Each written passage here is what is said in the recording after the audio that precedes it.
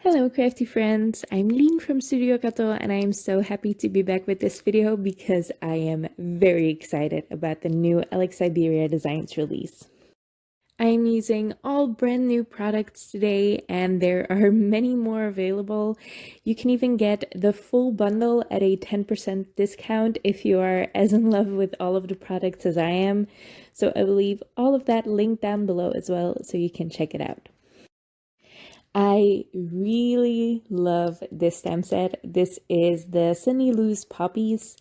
I always love poppies, but usually in stamps I have seen them very small, and I really like that these are bigger, that the stems and the leaves are separate so I can build my own bouquet of these flowers. I love that versatility. You can even use these to stamp a background. That is not what I'm doing right now. I am stamping a lot of them with VersaFine Onyx Black ink because I just wanted a lot of flowers to play with. I like to have multiple images.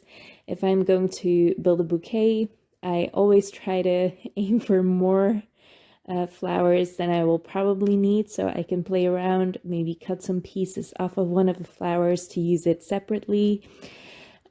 Yeah, so I just stamped a lot of them at once, all on watercolor cardstock, and then I am going to emboss these.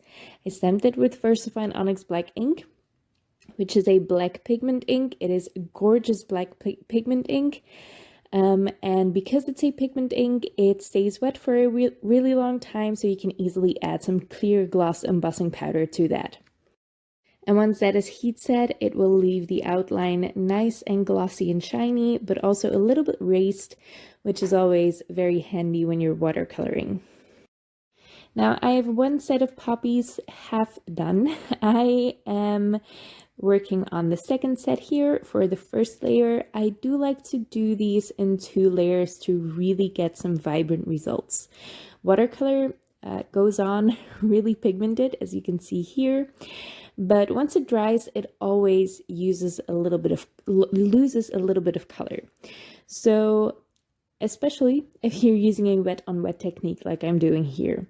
What that means is I first paint over the entire surface with a wet brush, just some clean water, and then I drop in my paint colors, and they're all going to move together really nicely. It's really fun to play around with that and see what the paint does on the paper. And once you heat set it, that's perfect. That's your first layer, and you can absolutely stop there, but usually it's a little bit too pale for my tastes, especially for poppies. I want them to really pop off the page. So the very dark ones, or the very pigmented ones, are still a little bit wet. The second set I painted was a little bit more bright than the first set because I just used a lot more water in the first set. I learned from my mistakes, I guess. But I am going to go over both of the sets of poppies once again with the exact same process. So I am adding a layer of water first. If your first layer is completely dry, this shouldn't really reactivate the first layer. And then I'm just dropping in some colors. I try to keep the colors roughly in the same place as the first layer, but it doesn't really matter. Watercolor is a little bit magical like that because it's transparent. You can see, if you have a good eye, you can see the first layer through the second layer. So if you really build up your layers, you are going to get a beautiful effect. I just stuck with 2 because I wanted a brighter color, but you can do amazing things by building up your layers in watercolor.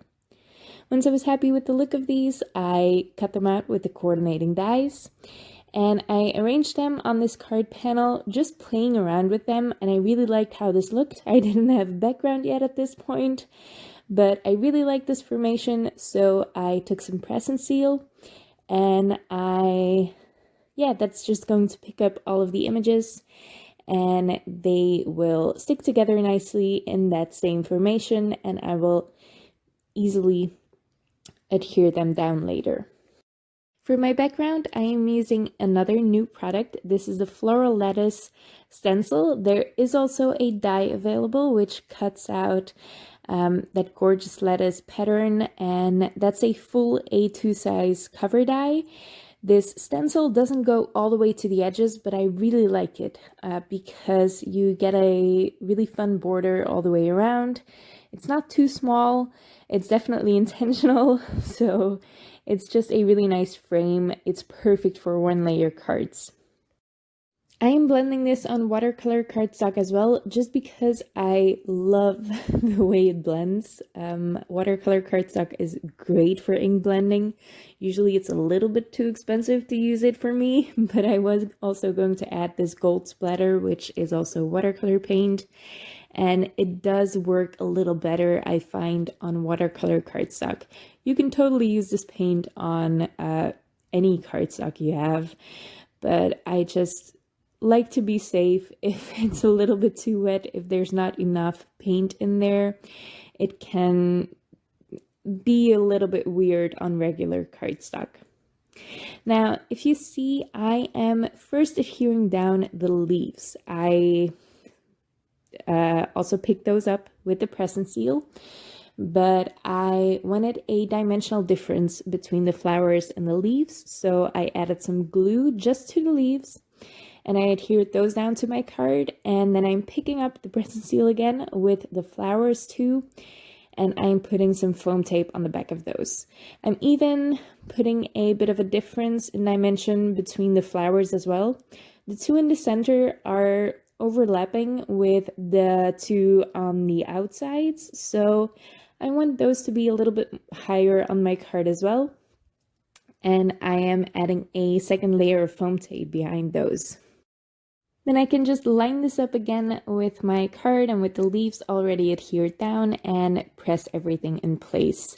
I am going to fluff up the little outsides or the little petals of those poppies and the leaves as well, just because that gives a little bit more dimension and some movement to my card that I really like. I'm using a sentiment die, also new from this release. This is a love die. It's included in the Love and Hugs die set. Both words come with a scripty layer and a shadow layer, which I love. And I cut the scripty layer 3 times out of white cardstock and once from blue cardstock that really nicely matched the ink blending. If I hadn't had a close matching cardstock, I would have just colored my cardstock with an ink pad that I used for the ink blending before die cutting probably, because this is quite dainty. I'm stacking all of that together with some liquid glue, and once that's done, I can adhere this over my poppies. I put a little bit of foam tape on the E of the love because that is not overlapping with the poppies, and just some liquid adhesive on the rest of the word.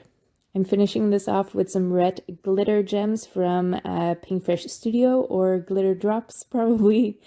Yeah, just a nice pop of red. I was not sure if I wanted red or gold, but there was already gold splatter, so I decided to go for the red with the poppies as well. I love how vibrant this card is, with the blue and the red contrasting really nicely, and that red really pops off the page. I do have to admit it is a little bit too vibrant in this picture. My phone really loves red, especially when I take pictures. So the reds usually come out a little bit too strong, and there's not much I can do about that. Or if anyone does know how I can fix that, please let me know. I would love to be able to not have the red look so violent. I hope you like this stamp set. I hope you like the card. The new release is incredible. There are lots more stamp sets, also critters, and there are some really fun dies as well that I haven't even been able to play with yet. I can't wait to get my hands on those, and I hope you check it out. Check the links out in the description below so you can get your hands on these amazing products as well. This video is part of a blog hop because a new release has to be celebrated with a lot of new inspiration. So check that out for more ideas with all of the new products. and definitely subscribe to my channel to see me use all the rest of them. I can't wait to use the rest of them, and I hope you stick around for that. Thank you so much for watching, and I hope to see you next time.